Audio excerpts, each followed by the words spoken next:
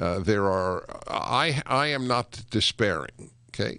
I do not in any way, as you all know, understate the crisis of this country. It is the greatest crisis since the Civil War, and it is the only one in the history of America since before 1776 to have such widespread suppression of speech. That was the one thing Americans took for granted. It was the sweet land of liberty. As I have said, given that the French socialists have objected to America's suppression of speech and woke culture, maybe they'll take the Statue of Liberty back. If they offered to, I think it would be a wake-up call to Americans about what the left is doing. In any event, we have Amala, and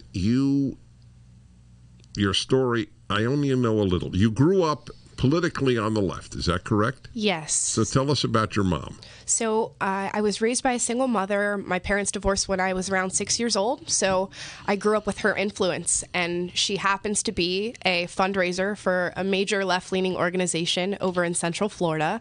So she was my main influence growing up, and that's where I got all of my ideology and all of my beliefs, which happened to be socialist and atheist. So I grew up as a very angry liberal, if you would call it that.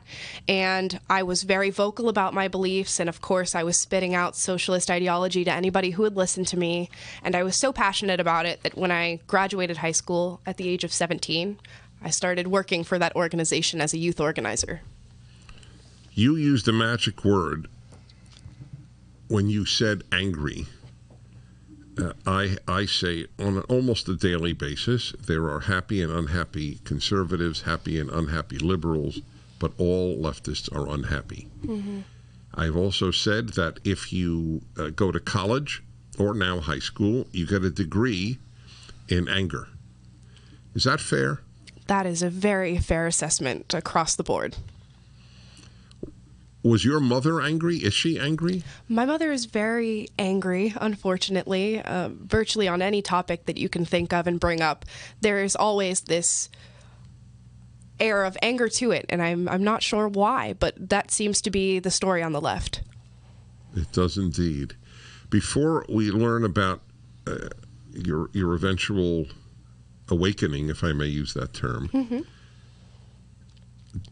to the extent, and I'm not at all prying into your family life. I'm using this as really a macro issue, but I have a human being to tell her story. So if there's anything that's uncomfortable, don't hesitate not to answer. Sure. Do you know at all anything about your mother's upbringing? So she was raised by my grandparents, who happened to be very conservative. And for most of her life, up until the point that she went to college, she was pretty conservative in lifestyle and in her beliefs, and she went to university in Charleston, and when she came out of university, life had changed, and she was no longer a conservative.